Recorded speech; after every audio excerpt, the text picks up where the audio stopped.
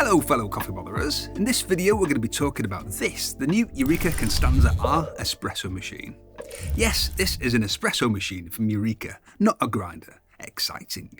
First, let's just look at it for a minute.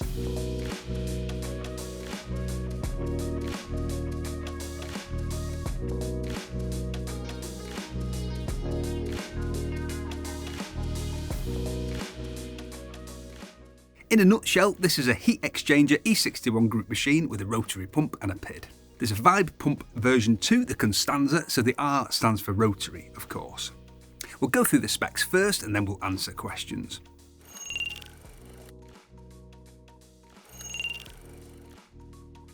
.5 litre stainless steel insulated boiler with heat exchanger, PID with 3 temperature settings, digital display with shot timer, optional standby mode with 3 standby boiler pressure options, E61 group with mechanical pre-infusion, 58mm portafilters, single spout and double spout, rotary pump, 2 litre water tank, big 1 litre drip tray, 3-way solenoid valve, Pro Cool Touch steam wand with 4-hole tip, hot water spout, digital display with shot timer.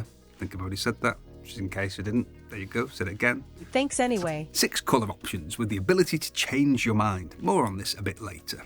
First impressions. The first thing I noticed when taking it out of the box is its surprisingly compact size. It's just 30 centimetres wide and 33 centimetres tall. I wasn't expecting it to be that petite. So if you have limited counter space, that's clearly an advantage. Even if you don't have limited counter space, a smaller espresso machine means you can get a bigger grinder and a bigger air fryer or an ice cream maker. They've not strayed all that far away from tradition when it comes to E61 group machines, but I really do like the look of them, in particular how well matched it is to the Eureka grinders. As you can see, I've got it paired with the red Mignon Libre and they're perfectly matched. But let's suppose I change the grinder in the future and go for a white one. No problem, I can just buy the white Constanza R. Just kidding, you just get new side panels. You can literally just swap out the metal side panels like this and choose between red, white, black, silver, olive and oak. It's all very nice in terms of the build quality and finish, and in particular the drip tray. This is a really solid stainless steel drip tray. It weighs over 1 kilo. The portafilters weigh about 600 grams, so it's small but it's solid. Now let's answer questions, but first I must ask them.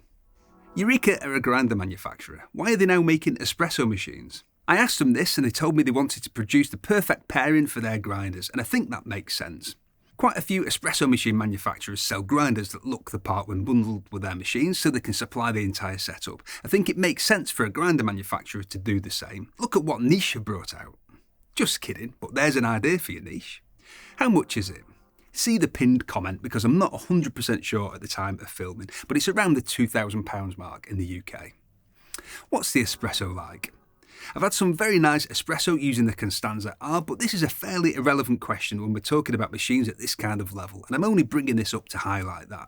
As I've said in other videos, the grinder, the coffee beans and the home barista skills are always more important than the espresso machine where shot quality is concerned, but this is even more so the further up the price range we go. Hang on. Bless you. In other words, at the entry level, spending an extra £100 or so is likely to make a lot more difference to shop potential than with mid to high end machines. If you're spending a couple of grand on your espresso machine, the main difference to shot quality is going to come down to the grinder, the experience and patience of the home barista and the coffee beans. Speaking of coffee beans, let's have a word from our sponsor. Hello, it's me.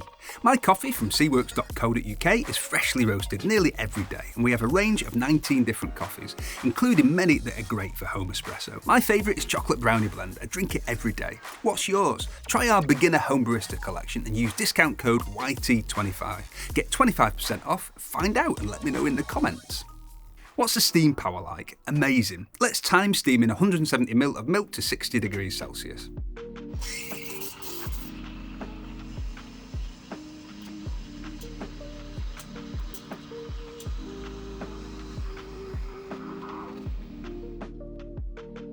That's about the same steaming time as a Gadget Reale commercial espresso machine which has an 11 litre steam boiler. This is at the medium temperature setting too, it'll be even faster at the hotter temperature. This may take a bit of getting used to, by the way. There's not much time to find your steaming position, but once you get the knack of it, you'll have very fast workflow for milkies. How loud is it? Pulling shots. As you can hear, the rotary pump is really quiet, and the Eureka Mignon grinders are among the quietest grinders too, so the Constanza R and the Pura R are both good pairings with the Eureka Mignon grinders for that reason, in addition to the more obvious visual match. Steaming milk.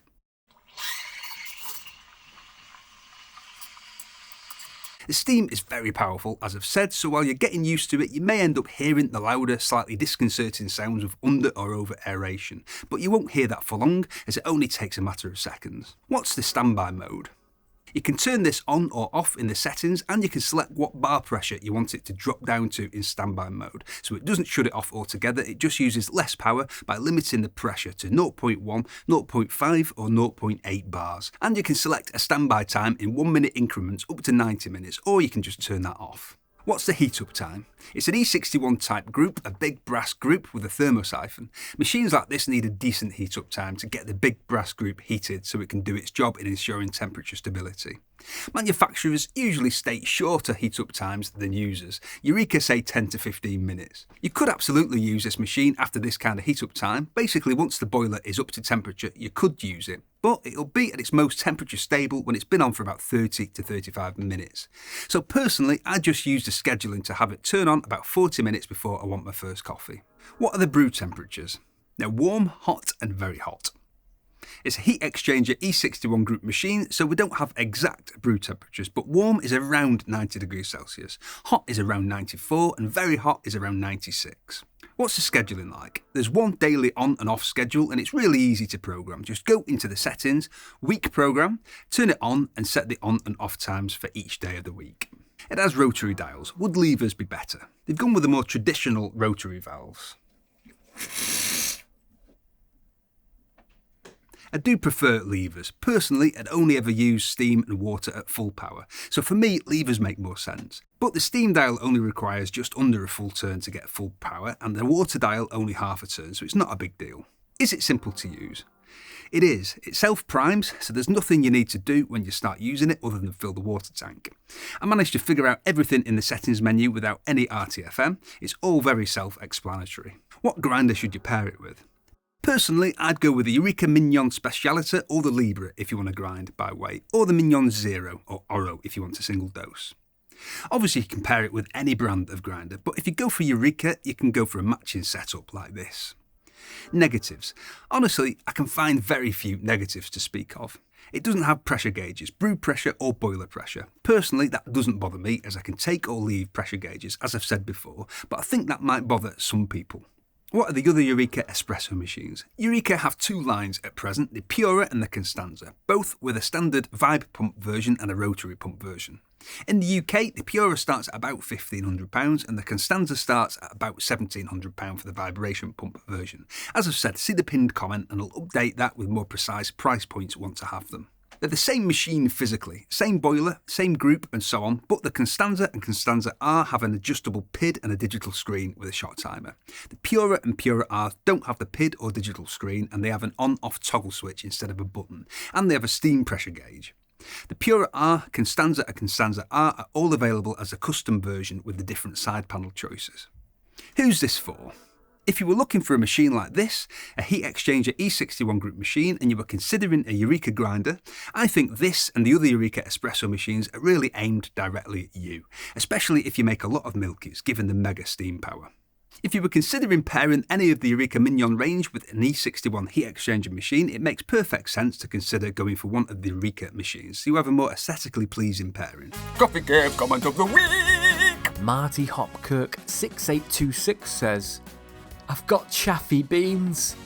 I've got an appointment with the GP next Thursday. Oh, sorry to hear that, Marty. I had chaffy beans once. I went to the doctor and he prescribed me this cream. He said to take it orally twice a day.